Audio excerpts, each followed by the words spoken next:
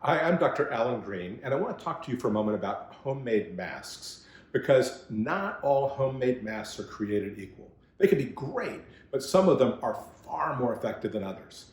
First, there's all kinds of different fabrics. There's t-shirts and bandanas and scarves and even vacuum cleaner bags.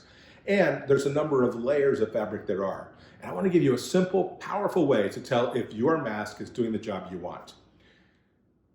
So let me back up just a second and tell you how this whole thing works. If you inhale a coronavirus particle, then they get into the cells in the lining of your lungs and start to reproduce more and more and more viruses exponentially every 12 hours. So that within 3 days, well before you often have symptoms of any kind at all, every breath you exhale has millions of virus particles in it. And they travel primarily in tiny, tiny water droplets, and they're invisible to you.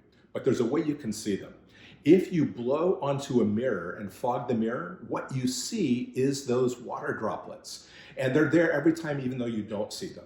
And they're in the air in a cloud in front of your face. If you cough, probably 6 feet in front. If you're singing, maybe 4 or 5 feet in front. If you're just breathing, probably 3 feet in front. They're there as an invisible cloud in the air and then settle. And they settle onto the ground in front of you, or if you're standing in front of a kitchen counter or a bathroom counter, onto the counter and create a little veneer there, or if you're in a grocery store, on your cart or on the shelf in front of you. And that's what you want to block.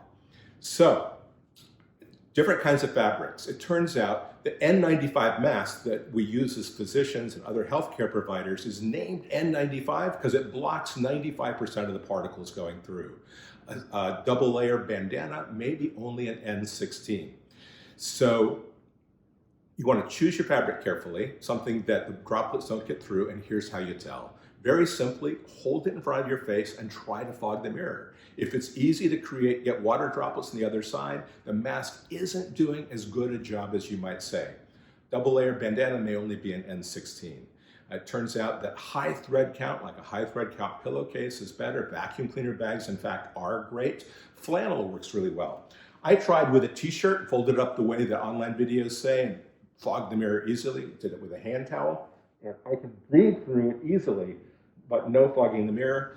More comfortable, though, I found with flannel pajamas. And just doing like that, I cannot fog a mirror. It's comfortable on my face and easy to make something out of. So check your materials and stay safe.